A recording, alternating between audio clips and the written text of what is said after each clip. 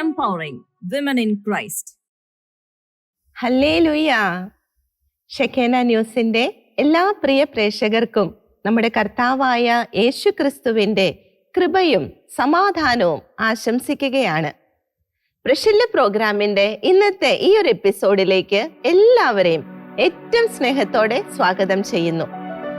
കഴിഞ്ഞ 3-4 എപ്പിസോഡുകളിലൂടെയായി നമ്മൾ പഠിക്കുകയായിരുന്നു പഴയ നിയമത്തിൽ നമ്മൾ പരിചയപ്പെടുന്ന ജെസബൽ രാജ്ഞിയെ കുറിച്ച്. കർത്താവ് ഒത്തിരിയേറെ സാധ്യതകളും അവസരങ്ങളും ഒക്കെ നൽകിയ ഒരു വ്യക്തിയായിരുന്നു ജെസബൽ രാജ്ഞി. അധികാരവും സമ്പത്തും സാധ്യതകളും എല്ലാം അവൾക്കുണ്ടായിരുന്നു. എന്നാൽ സത്യദൈവത്തെ മറന്ന് അന്യദൈവ ആരാധനയിൽ അവൾ മുഴുകി ജീവിച്ചു. ഇതിൽ നിന്ന് അവളെ തിരികെ കൊണ്ടുവരാൻ ഒത്തിരിയേറെ മുന്നറിയിപ്പുകളും വളരെ സാധ്യതകളും എല്ലാം കർത്താവ് അവൾക്ക് നൽകി. അതെല്ലാം തിരസ്കരിച്ച് വീണ്ടും ആ തിന്മയിൽ തന്നെ അവൾ തുടരുകയാണ് ഉണ്ടായത്. തന്റെ അധികാരവും സാധ്യതയും എല്ലാം തിന്മയ്ക്ക് വേണ്ടി ഉപയോഗിച്ച ഒരു വ്യക്തിയായിരുന്നു ജെസബൽ രാജ്ഞി. എപ്രകാരമാണ് അവൾ തന്റെ സ്വാധീനം ഉപയോഗിച്ച് കർത്താവിന്റെ പ്രിയപ്പെട്ടവരെ തിന്മയിലേക്ക് വഴി തെറ്റിച്ചതെന്ന് നമ്മൾ കണ്ടു. സ്വയം ഒരു പ്രവാചക എന്ന് പറഞ്ഞ് ആ അധികാരം, അവൾക്കുണ്ടായിരുന്ന അധികാരം എപ്രകാരമാണ് അവൾ ദുർവിനിയോഗം ചെയ്തതെന്നും നമ്മൾ കണ്ടു. എന്റെ പ്രിയ സഹോദരങ്ങളെ, കർത്താവ് നമുക്കും ഒത്തിരിയേറെ അധികാരങ്ങളും സാധ്യതകളും ഒക്കെ നൽകിയിട്ടുണ്ട്. നമ്മുടെ കുടുംബത്തിൽ നമുക്ക് കർത്താവ് നൽകിയ അധികാരം, നമ്മുടെ സമൂഹത്തിൽ സഹോദരങ്ങളുടെ ഇടയിലൊക്കെ കർത്താവ് നമുക്ക് നൽകിയ ഒരു സ്വാധീന ശക്തി, അതൊക്കെ കർത്താവിന് വേണ്ടി തന്നെ പ്രയോഗിക്കാൻ നമുക്ക് സാധിക്കുന്നുണ്ടോ? നമ്മൾ ചിന്തിക്കണം. ഒത്തിരിയേറെ സാധ്യതകൾ നൽകുമ്പോൾ അതനുസരിച്ച് കർത്താവിനോട് കണക്ക് കൊടുക്കേണ്ടവരാണ് നാം ഓരോരുത്തരും. സങ്കീർത്തകനായ ദാവീദ് 27-ാം സങ്കീർത്തനം 5-ാം വാക്യത്തിൽ ഇപ്രകാരം പറയുന്നുണ്ട്: ക്ലേശകാലത്ത് അവിടുന്ന് തന്റെ ആലയത്തിൽ എനിക്ക് അഭയം നൽകും, തന്റെ കൂടാരത്തിനുള്ളിൽ എന്നെ ഒളിപ്പിക്കും, എന്നെ ഉയർന്ന പാറമേൽ നിർത്തും. ഈ ലോകത്തിൽ എന്തൊക്കെ പ്രശ്നങ്ങളും പ്രതിസന്ധികളും പ്രലോഭനങ്ങളും ഒക്കെ ഉണ്ടെങ്കിലും നമ്മുടെ സാധ്യതകൾ അത് ഉപയോഗിക്കുന്നതിൽ നിന്ന് അതൊന്നും നമ്മെ പിറകോട്ട് വലിക്കാൻ പാടില്ല. എന്തൊക്കെ പ്രശ്നങ്ങൾ ഉണ്ടായാലും അവിടെയെല്ലാം കർത്താവ് നമ്മെ ചേർത്ത് പിടിക്കുന്നെന്നാണ് ഈ തിരുവചനം നമുക്ക് ഉറപ്പു തരുന്നത്. കർത്താവിന്റെ ആ പരിപാലനയിൽ ആശ്രയിച്ചുകൊണ്ട് നമ്മുടെ ജീവിതത്തിൽ കർത്താവ് ആഗ്രഹിക്കുന്നത് നിറവേറ്റുവാനുള്ള ശക്തി പ്രാർത്ഥിച്ചുകൊണ്ട് നമുക്ക് കർത്താവിനെ സ്തുതിച്ച് ആരാധിക്കാം. അത്യുന്നതനായ നമ്മുടെ കർത്താവിന്റെ ആ ഒരു മറവിലായിരിക്കുമ്പോൾ നമുക്കുള്ള ഒരു സംരക്ഷണം അത് ഈ ലോകത്തിൽ മറ്റൊന്നിനും നമുക്ക് നൽകാനായി സാധിക്കുകയില്ല. ആ ഒരു ഉറപ്പ് ഏറ്റു പറഞ്ഞുകൊണ്ട് നമ്മുടെ കർത്താവിനെ, നമ്മുടെ പരിപാലകനെ, നമ്മുടെ രാജാവിനെ നമുക്കൊന്നു ചേർന്ന് ഏക മനസ്സോടെ സ്തുതിച്ച് ആരാധിക്കാം. Hallelujah, hallelujah. ഈശോയെ, ഞങ്ങൾ അങ്ങേ ആരാധിക്കുന്നു. മറവിൽ സർവശക്തന്റെ തണലിൽ പാർക്കുന്നവൻ ഭാഗ്യവാൻ, ഭാഗ്യവാൻ. ഈശോയേ, അത്യുന്നതന്റെ മറവിൽ സർവശക്തന്റെ തണലിൽ പാർക്കുന്നവൻ ഭാഗ്യവാൻ, ഭാഗ്യവാൻ. ഹല്ലേലൂയ. എന്റെ സംഗീതവും കോട്ടയും ഞാൻ ആശ്രയിക്കും ദൈവവും നീ മാത്രമെന്ന് കർത്താവോടേറ്റു ചൊല്ലിടും, അവനേറ്റു ചൊല്ലിടും. കർത്താവേ, ഞങ്ങൾ ഏറ്റു പറയുന്നു. മറവിൽ സർവശക്തന്റെ തണലിൽ പാർക്കുന്നവൻ ഭാഗ്യവാൻ, ഭാഗ്യവാൻ. കർത്താവേ, ഞങ്ങൾ വിശ്വസിക്കുന്നു അത്യുന്നതനായ അങ്ങയുടെ മറവിൽ ഞങ്ങൾ ആയിരിക്കുമ്പോൾ ഈ ലോകത്തിൽ വെച്ച് ഏറ്റവും ഭാഗ്യമുള്ളവരാണ് ഞങ്ങൾ എന്ന് ഏറ്റു പറയുകയാണ്. ഒരു ഉറപ്പോടെ ഞങ്ങൾ അങ്ങയെ സ്തുതിക്കുന്നു, ആരാധിക്കുന്നു. Hallelujah, hallelujah. വീടിന്റെ കിണിയിൽ നിന്നും മാരകമാരിയിൽ നിന്നും, വീടിന്റെ കിണിയിൽ നിന്നും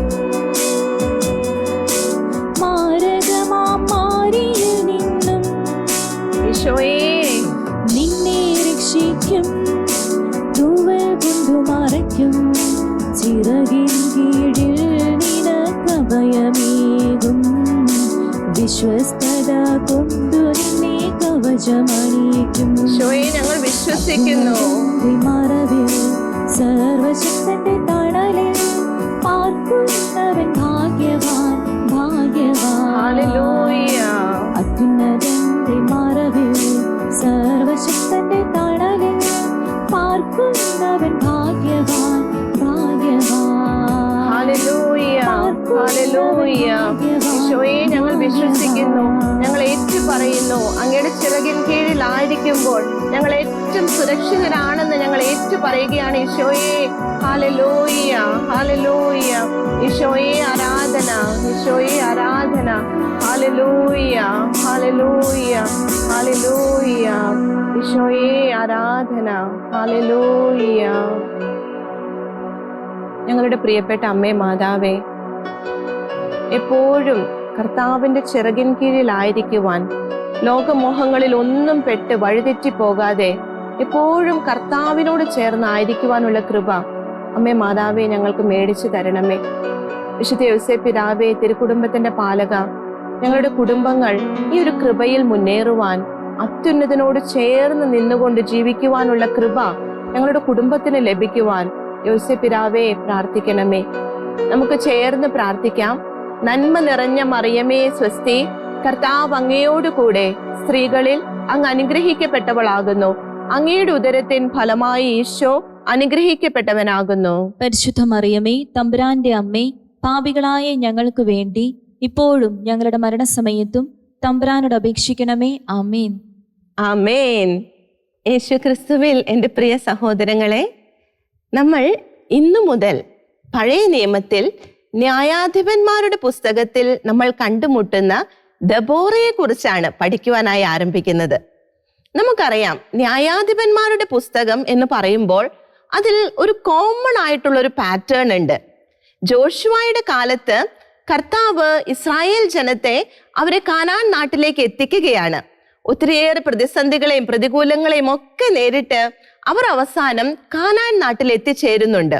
എന്നാൽ അവിടെ അവർ എത്തിക്കഴിയുമ്പോൾ, ജോഷുവയുടെ കാലമൊക്കെ കഴിഞ്ഞു, കുറെ നാളുകൾ കഴിഞ്ഞപ്പോൾ അവർ അവിടെയുള്ള വിജാതീയരുടെ ആചാരങ്ങളെ അനുകരിച്ച് അവർ തങ്ങളുടെ ദൈവത്തിൽ നിന്ന് തങ്ങളെ സ്വാതന്ത്ര്യത്തിലേക്ക് കൊണ്ടുവന്ന തങ്ങളുടെ ദൈവമായ കർത്താവിൽ നിന്ന് അകന്നു പോകുന്നതായി നമ്മൾ കാണുന്നുണ്ട്. അങ്ങനെ അവർ അകന്നു പോകുമ്പോൾ എന്താണ് സംഭവിക്കുക? കർത്താവിന്റെ ആ ഒരു സംരക്ഷണ കരം അവരുടെ മുകളിൽ നിന്ന് നീക്കപ്പെടുകയാണ്. അപ്പോൾ അവർ വിജാതീയരുടെ കൈകളിൽ ഏൽപ്പിക്കപ്പെടും. അവർ അവരെ ക്രൂരമായി മർദ്ദിക്കും, പീഡിപ്പിക്കും. അങ്ങനെ വലിയ പ്രതിസന്ധി വീണ്ടും വരുമ്പോൾ ഇസ്രായേൽ ജനം കർത്താവിലേക്ക് തിരിച്ചു വരും. കർത്താവിനെ വിളിച്ചവർ നിലവിളിക്കും. അപ്പോൾ കർത്താവ് അവർക്ക് രക്ഷയ്ക്കായി ഒരു ന്യായാധിപനെ ഏൽപ്പിച്ചു കൊടുക്കുന്നുണ്ട്. ന്യായാധിപനെ അവരുടെ ഇടയിൽ നിന്ന് തന്നെ ഉണർത്തുകയാണ് കർത്താവ് ചെയ്യുന്നത്. ആ ന്യായാധിപനിലൂടെ അവരെ തിരികെ കർത്താവിലേക്ക് എത്തിക്കുകയും തങ്ങളെ പീഡിപ്പിച്ചവരിൽ നിന്ന് അവരെ മോചിപ്പിക്കുകയും ചെയ്യുന്നു. ഈ ഒരു പാറ്റേൺ ആണ് ന്യായാധിപന്മാരുടെ പുസ്തകത്തിൽ നമുക്ക് കാണുവാനായി സാധിക്കുന്നത്. ആ പുസ്തകത്തിൽ തന്നെ 12ഓളം ന്യായാധിപന്മാരെ പരിശുദ്ധ ബൈബിൾ നമുക്ക് പരിചയപ്പെടുത്തി തരുന്നുണ്ട്. അതിൽ ഒരേ ഒരു സ്ത്രീയെ കുറിച്ച് കർത്താവ് പറയുന്നുള്ളൂ. ആ സ്ത്രീ ആയിരുന്നു ദബോറ. അവിടെ ന്യായാധിപയായി, എന്നാൽ ഒപ്പം വളരെയേറെ കാര്യങ്ങൾ കർത്താവിന് വേണ്ടി ചെയ്ത വളരെ ധീരയായ ഒരു വ്യക്തിത്വമായിരുന്നു ദബോറയുടേത്. ദബോറയെ കുറിച്ച് നമ്മൾ കണ്ടുമുട്ടുന്നത് ന്യായാധിപന്മാരുടെ പുസ്തകം 4ഉം 5ഉം അധ്യായങ്ങളിലാണ്. അവിടെ 4ആം അധ്യായത്തിലേക്ക് നമുക്ക് കടന്നു വരാം. 4ആം അധ്യായത്തിൽ തന്നെ 3ആം വാക്യത്തിൽ വീണ്ടും കർത്താവ് അവരെ കാനാൻകാർക്ക് ഏൽപ്പിച്ചു കൊടുക്കുകയാണ്. ഇസ്രായേൽ ജനം വളരെ കഷ്ടതയിലായിരിക്കുകയാണ്. 3ആം വാക്യത്തിന്റെ അവസാന ഭാഗത്ത് പരിശുദ്ധ വചനം പറയുകയാണ്, അപ്പോൾ അവർ കർത്താവിനോട് സഹായത്തിന് നിലവിളിച്ചു. കർത്താവിനോട് സഹായത്തിന് നിലവിളിച്ചു. ശത്രുക്കളുടെ മർദ്ദനത്തിൽ, പീഡനത്തിൽ കഷ്ടപ്പെട്ട് അവർ വല്ലാണ്ടായപ്പോൾ അവർ കർത്താവിനോട് സഹായത്തിനായി നിലവിളിക്കുകയാണ്. തന്റെ മക്കളുടെ ആ ഒരു നിലവിളിക്ക് കർത്താവ് എപ്പോഴും പ്രത്യുത്തരം നൽകുന്നുണ്ട്. ഇത്തവണ കർത്താവ് അവർക്ക് ഉത്തരം നൽകിയത് ദബോറയിലൂടെയായിരുന്നു. 4ആം വാക്യം നമുക്ക് തുടർന്ന് വായിക്കാം. അന്ന് ലപ്പിദോത്തിന്റെ ഭാര്യയായ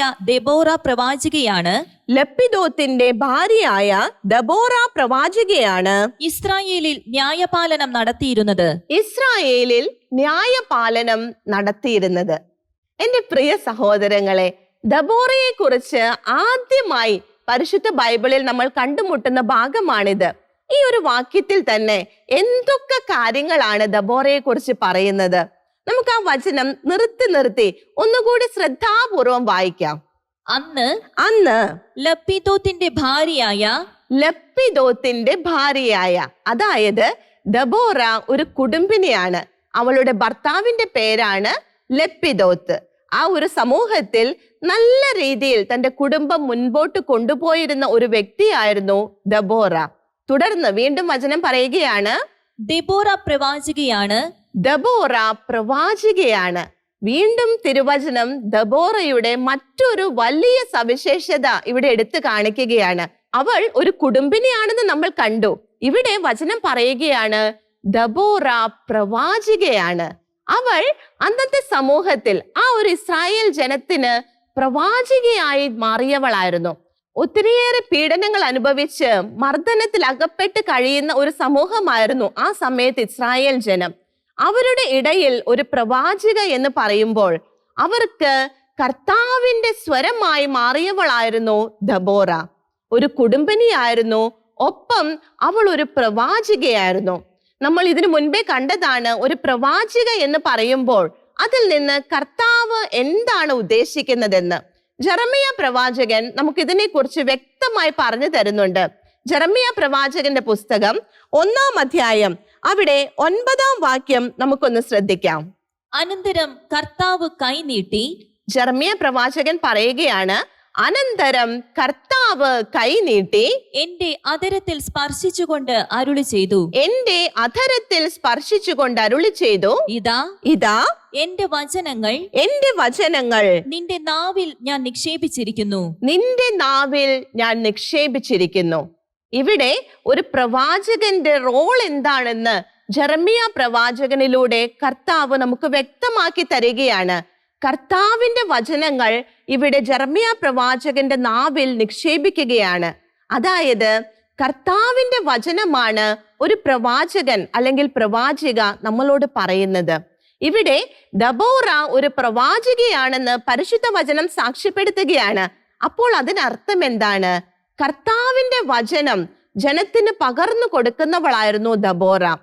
മുഖനോട്ടം ഒന്നുമില്ലാതെ തിരുത്തേണ്ടടുത്ത് തിരുത്തലായി, ആശ്വാസമായി, മുന്നറിയിപ്പായിട്ടെല്ലാം ദബോറ ആ ഒരു ഇസ്രായേൽ സമൂഹത്തിന്റെ പ്രവാചികയായി മുന്നേറുകയായിരുന്നു.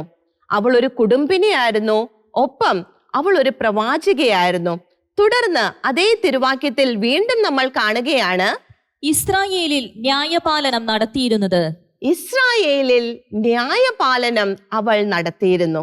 അതായത് ഇസ്രായേൽ സമൂഹത്തിന് ന്യായം തീരുമാനിച്ചു കൊടുക്കുന്ന ന്യായാധിപയായിരുന്നു ദബോറ. ആ ഒരു കാര്യത്തെക്കുറിച്ച് അടുത്ത വചനത്തിൽ വീണ്ടും നമുക്ക് കാണുവാനായി സാധിക്കും. 5-ാം വാക്യം കൂടി നമുക്കൊന്ന് ശ്രദ്ധിക്കാം. അവൾ എഫ്രായിം മലനാട്ടിൽ റാമായ്ക്കും ബഥേലിനും ഇടയ്ക്കുള്ള ദബോറയുടെ ഈന്തപ്പനയുടെ കീഴിൽ ഇരിക്കുക പതിവായിരുന്നു. എന്തിനാണ് അവിടെ എന്നും പതിവായിട്ട് അവൾ ഇരുന്നിരുന്നത്? ഇസ്രായേലിന് ന്യായപാലനം നടത്തുവാനായിട്ടാണ് ദബോറ എന്നും തന്റെ ജീവിതത്തിന്റെ ഒരു ഭാഗം അവിടെ സമർപ്പിച്ചിരുന്നത്. അവൾ അവിടെ ഇരുന്ന് ഇസ്രായേൽ ജനതയ്ക്ക് ന്യായം നടത്തി കൊടുക്കുക പതിവായിരുന്നു. എന്റെ പ്രിയ സഹോദരങ്ങളെ, നമ്മൾ കണ്ടു, അവൾ ഒരു കുടുംബിനിയായിരുന്നു, അവൾ ഒരു പ്രവാചികയായിരുന്നു, അവൾ ന്യായാധിപയായിരുന്നു. തുടർന്ന് മുന്നോട്ട് പോകുമ്പോൾ നമുക്ക് വീണ്ടും കാണുവാനായി സാധിക്കും, അവൾ യുദ്ധക്കളത്തിൽ ഇറങ്ങുന്നുണ്ട്. അവൾ ഒരു വാറിയർ ആയിരുന്നു. യുദ്ധത്തിനായി പുറപ്പെടുന്ന ഇസ്രായേലിലെ ആ ഒരു ആർമിക്ക് ശക്തിയായി അവൾ അവിടെ നിലകൊള്ളുകയാണ്. ഒരു വാറിയറായി അവൾ വിജയം വരിക്കുന്നതായി നമുക്ക് കാണുവാനായി സാധിക്കും. വീണ്ടും ന്യായാധിപന്മാരുടെ പുസ്തകം 5-ാം അധ്യായത്തിലേക്ക് നമ്മൾ വരുമ്പോൾ, 5-ാം അധ്യായം ഒരു പോയമാണ്. കർത്താവിന് നന്ദി പറഞ്ഞുകൊണ്ട് ദബോറയും ബാറക്കും കൂടി എഴുതുന്ന ഒരു കവിതയാണ് 5-ാം അധ്യായം. അതായത് ഇസ്രായേലിലെ ഒരു പോയറ്റസ് ആയിരുന്നു, ഒരു സോങ് റൈറ്റർ ആയിരുന്നു ദബോറ. ഇപ്പോൾ ദബോറയെ കുറിച്ച് എത്രമാത്രം കാര്യങ്ങൾ നമ്മൾ കേട്ടു. ഇതിലെല്ലാം അവൾ കർത്താവിനോട് ചേർന്ന് വിശ്വസ്തയായി നിൽക്കുന്നതാണ് നമ്മൾ കാണുന്നത്. എൻ്റെ പ്രിയ സഹോദരങ്ങളെ, ഒരു കുടുംബിനിയായി, പ്രവാചികയായി, ന്യായാധിപയായി, ഒരു ധീര യോദ്ധാവായി, ഒരു പോയറ്റസ് ആയിട്ടെല്ലാം അവൾ വിജയിക്കുന്നതായിട്ടാ പരിശുദ്ധ വചനം നമുക്ക് പറഞ്ഞു തരുന്നത്. എത്രയേറെ റോളുകളാണ് ദബോറ ഇവിടെ ഭംഗിയായി നിർവഹിക്കുന്നത്. ഇത് തന്നെയാണ് ഇന്ന് ദബോറയിലൂടെ കർത്താവ് നാം ഓരോരുത്തരോടും സംസാരിക്കുന്നത്. ജീവിതത്തിൽ പലപ്പോഴും ഞാൻ ഒറ്റയ്ക്കാണ്, എനിക്ക് തന്നെ ഇതെല്ലാം കൊണ്ടുപോകാൻ സാധിക്കുകയില്ല എന്ന് നാം എല്ലാവരും പറഞ്ഞിട്ടില്ലേ? എന്നെ കൊണ്ട് ഒറ്റയ്ക്ക് ഇതൊന്നും കൂട്ടിയാൽ കൂടില്ല എന്ന് നമ്മൾ വിചാരിക്കാറില്ലേ? ഇവിടെ ദബോറ ഇന്ന് നമ്മളോട് എന്താ പറയുന്നത്? അനുദിനം അവൾ ചെയ്തുകൊണ്ടിരുന്ന കാര്യങ്ങൾ എന്തെല്ലാമായിരുന്നു? ഇതെല്ലാം അവൾക്ക് ഒറ്റയ്ക്ക് ചെയ്യാൻ സാധിച്ചത് എന്തുകൊണ്ടാണ്? അവൾ കർത്താവിനോട് ചേർന്നാണ് അവളുടെ ജീവിതം മുന്നോട്ട് കൊണ്ടുപോയത്. ജീവിതത്തിൽ പലവിധ റോളുകൾ നമുക്കെല്ലാവർക്കുമുണ്ട്.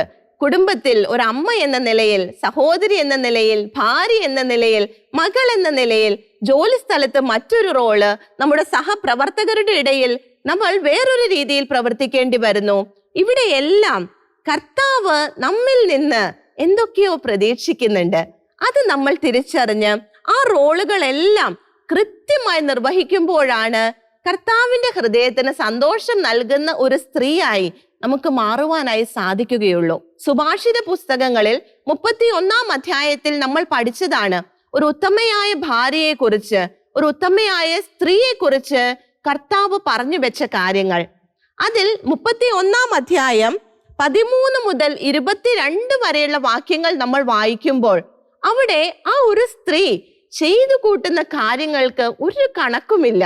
എന്തെല്ലാമാണ് അവൾ ചെയ്തു കൂട്ടുന്നത്? അതിലെല്ലാം അവൾ വിജയം വരിക്കുകയും ചെയ്യുന്നുണ്ട്. അതെല്ലാം കർത്താവിനോട് ചേർന്ന് അവൾ സന്തോഷത്തോടെ നിർവഹിക്കുകയാണ്. അതിനെല്ലാം ഉള്ള കഴിവ് കർത്താവ് അവൾക്ക് നൽകിയിട്ടുമുണ്ട്. 31-ാം അധ്യായം അവിടെ 25-ാം വാക്യം നമുക്കൊന്ന് ശ്രദ്ധിക്കാം.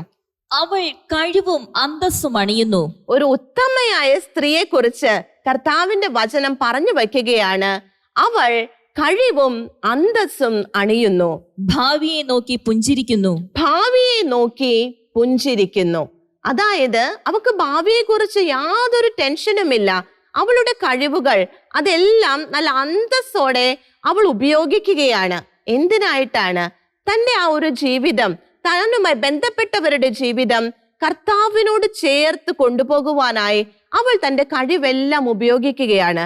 അപ്പോൾ അവൾക്ക് ഭാവിയെ കുറിച്ച് പിന്നെ ടെൻഷൻ അടിച്ചിരിക്കേണ്ട യാതൊരു കാര്യവുമില്ല. എൻ്റെ പ്രിയ സഹോദരങ്ങളെ, നമ്മുടെ ജീവിതത്തിൽ ഒത്തിരിയേറെ കാര്യങ്ങൾ ഏൽപ്പിക്കപ്പെട്ടവരായിരിക്കാം നമ്മൾ. നമുക്കറിയാം താലന്തുകളുടെ ഉപമയെ കുറിച്ച്. അതിൽ കർത്താവ് എടുത്തു പറയുന്ന ഒരു കാര്യമുണ്ട്. വിശുദ്ധ മത്തായി ശ്ലീഹ എഴുതിയ സുവിശേഷം 25-ാം അധ്യായം അതിലെ 15-ാം വാക്യം നമുക്കൊന്ന് ശ്രദ്ധിക്കാം. അവൻ ഓരോരുത്തന്റെയും കഴിവനുസരിച്ച്. ഇവിടെ എടുത്തു പറയുന്ന കർത്താവ് ഫോക്കസ് ചെയ്യുന്ന ഒരു കാര്യമുണ്ട്. അവൻ ഓരോരുത്തരുടെയും കഴിവനുസരിച്ച്, ഒരുവന് 5 താലന്തും, ഒരുവൻ 5 താലന്തും, മറ്റൊരുവന് 2, മറ്റൊരുവന് 2, വേറൊരുവന് 1 കൊടുത്ത ശേഷം, വേറൊരുവന് 1 കൊടുത്ത ശേഷം യാത്ര പുറപ്പെട്ടു.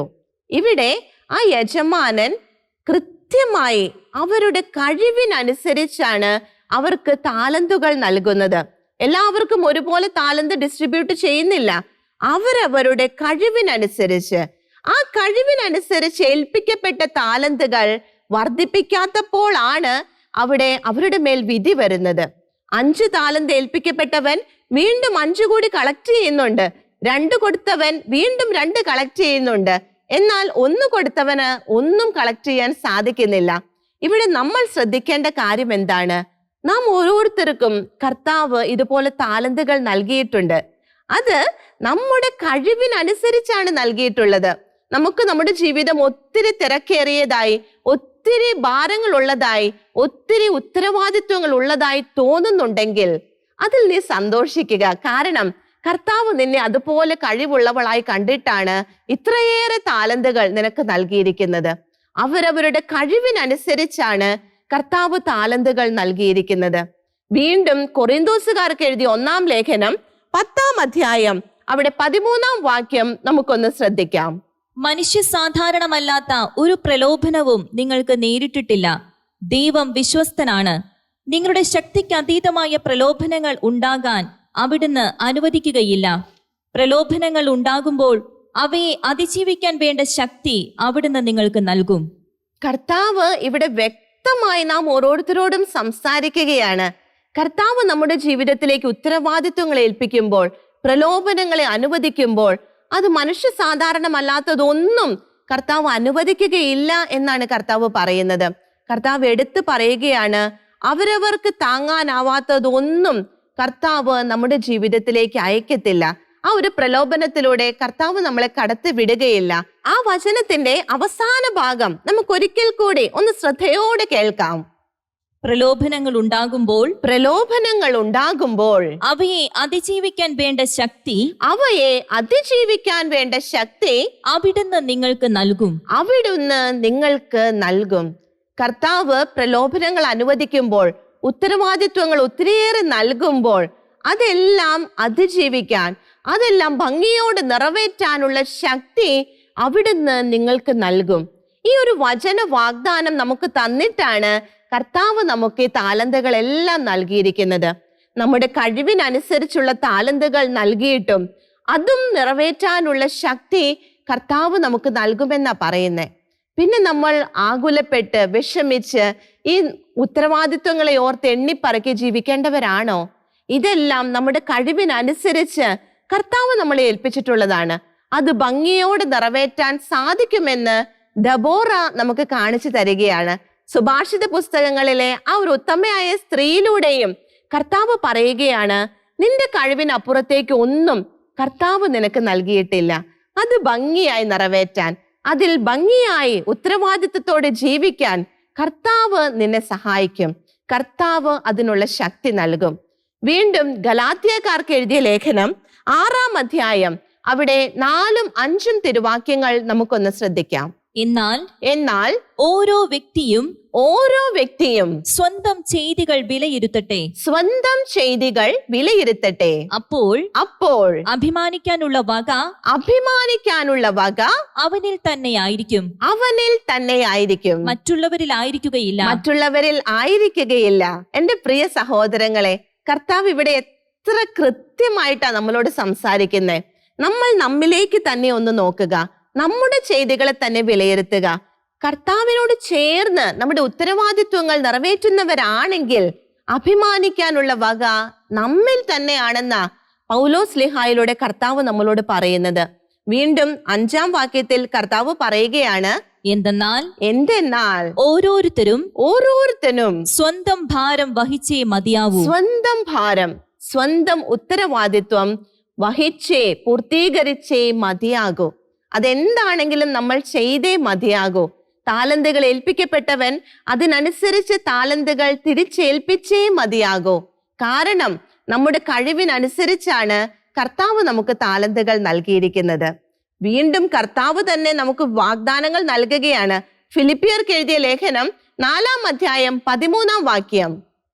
എന്നെ ശക്തനാക്കുന്നവനിലൂടെ പൗലോസ്ലീഹ കർത്താവിലുള്ള ഉറപ്പ് ഇവിടെ ഏറ്റു പറയുകയാണ്. എന്നെ ശക്തനാക്കുന്നവനിലൂടെ എല്ലാം ചെയ്യാൻ എനിക്ക് സാധിക്കും.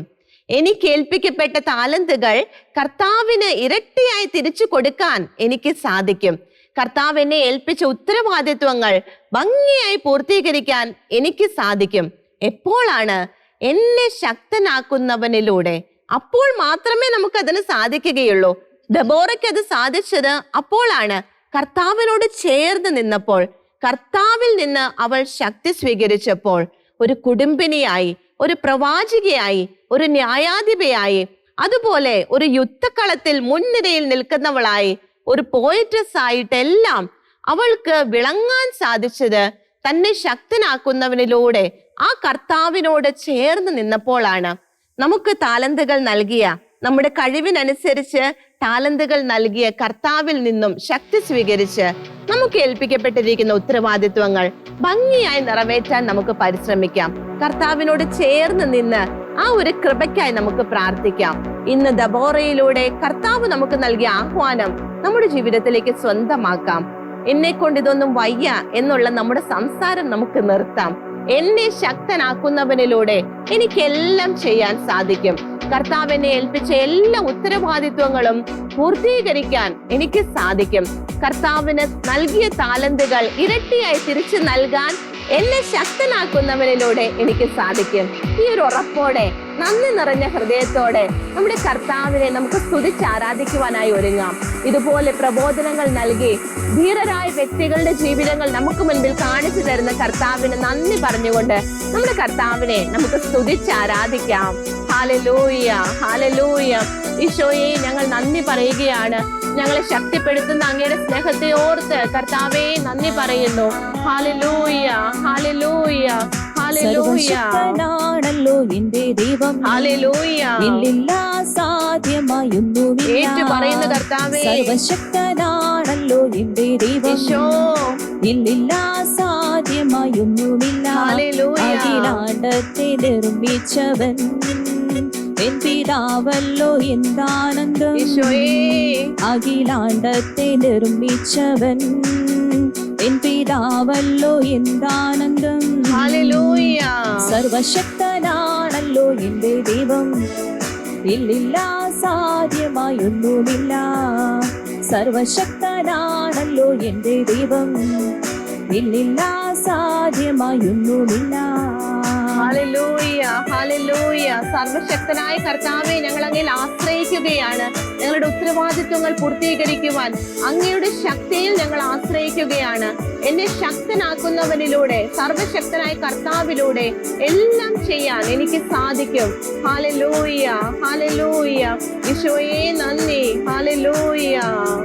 റാഫാ യഹോവ എന്നെ സൗഖ്യമാക്കും. ഹല്ലേലൂയ. ശമ്മാ യഹോവ എങ്ങും അവനുണ്ട്. ഞങ്ങൾ ഏറ്റു പറയുന്ന ഈശോയെ, റാഫാ യഹോവ എന്നെ സൗഖ്യമാക്കും.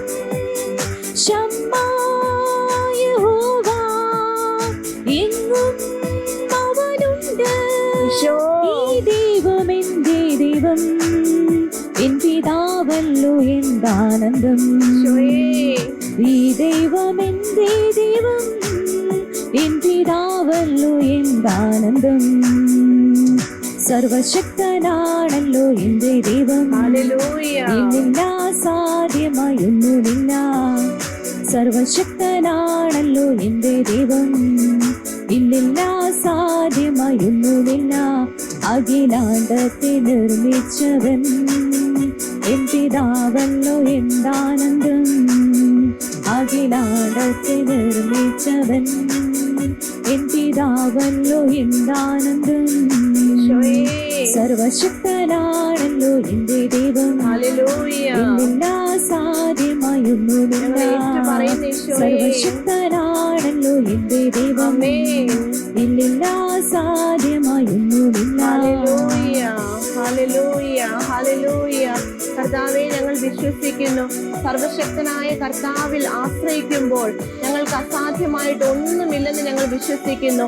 ഞങ്ങളുടെ ഉത്തരവാദിത്വങ്ങളെല്ലാം കൃത്യതയോടെ നിറവേറ്റുവാനുള്ള ശക്തി കർത്താവ് ഞങ്ങൾക്ക് നൽകുമെന്ന് ഞങ്ങൾ വിശ്വസിക്കുന്നു. Hallelujah, hallelujah. ഈശോയെ നന്ദി, ഈശോയെ നന്ദി. Hallelujah, hallelujah. ഈശോയെ നന്ദി. ആമേൻ.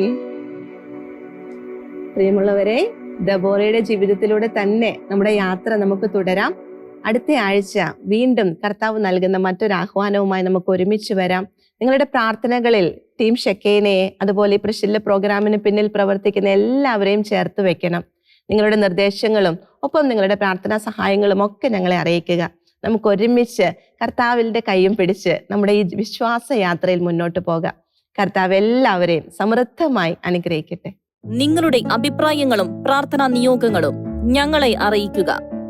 ഞങ്ങളുടെ നമ്പർ 9495219811. ഞങ്ങളുടെ email priscilla@gmail.com.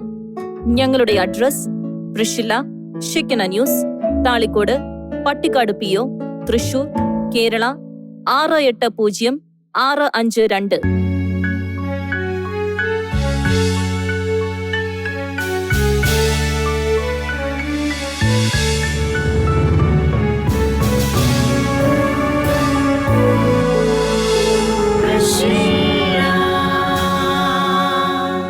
Empowering women in Christ.